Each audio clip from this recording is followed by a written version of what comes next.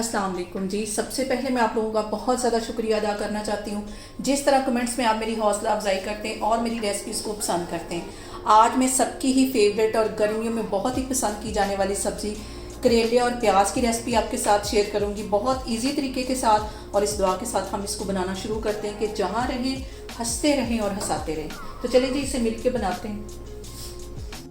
और यहाँ पे करेले प्याज बनाने के लिए सबसे पहले करेलों की हम कर लेंगे कटिंग। इसका ज़्यादा मोटा छिलका नहीं उतारना, बारीक बारीक इसका मैं छिलका उतार लूँगी। मैं अभी आलू पिलर के साथ छील रही हूँ, आप इसे छुरी के साथ भी ऐसे आसानी से छील सकते हैं। इसके सारे छिलके उतार लेने हैं, दरमियान में से इसको काट लेना है। साइडों पे जो इसके डंडल होते हैं ये भी काट लूँगी, इस साइड से भी काट लूँगी और दरमियान में से इसको इस तरह काट लेना है। इसको जो बीज होंगे ये निकाल देने हैं। और अब यहाँ पे मैं इसकी कर लूँगी कटिंग, बारीक बारीक इसको काट लेना है। और यहाँ पे देखें जी करेलों की मैंने कटिंग कर ली है। एक मैंने बाउल ले लिया, इसमें 1 गिलास के जितना पानी डाल दिया। इसमें मैं 1 टीस्पून के करीब इसमें हल्दी डाल दूँगी और 2 टीस्पून के करीब इसमें मैं नमक के डाल दूँगी। और करेले मैंने छील के काट लिए थे, ये इसके अंदर डाल दूँगी और तकरीबन 15 मिनट के लिए इसको अच्छी तरह इसमें भिगो के रख देना है। इसको मैं इस तरह भिगो के 15 मिनट के लिए रख दूँगी। तो फिर मैं आपको 15 मिनट के बाद दिखाती हूँ। ये वाला स्टेप करने से जो करेले हैं हमारे कड़वे नहीं बनेंगे। इसको मैं 15 मिनट के लिए ऐसे रखने लगी हूँ, फिर मैं आपको दिखाती हूँ।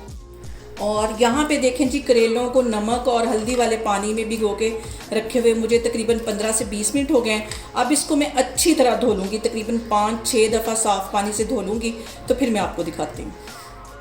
और यहाँ पे देखें जी ऑयल मैंने गर्म होने के लिए रख दिया है और करेलों को मैंने तकरीबन 5-6 दफ़ा अच्छी तरह पानी से धो लिया है।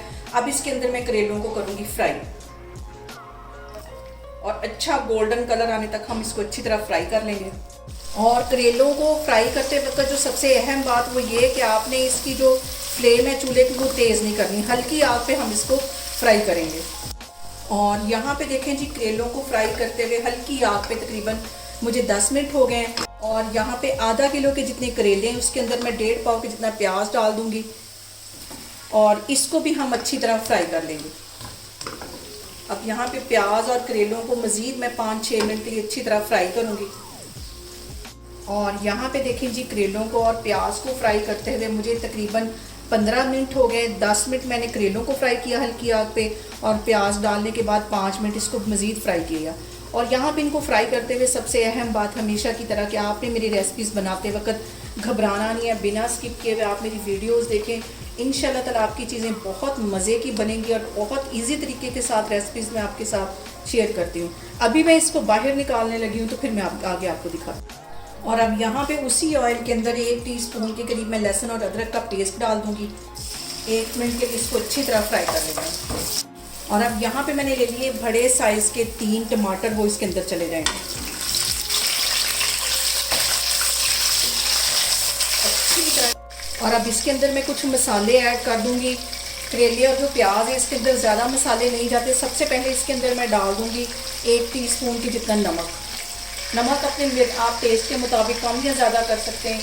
और इसके साथ ही 1 टीस्पून इसमें चली जाएगी पिसी हुई रेड मिर्च, आधा टीस्पून इसमें चली जाएगी हल्दी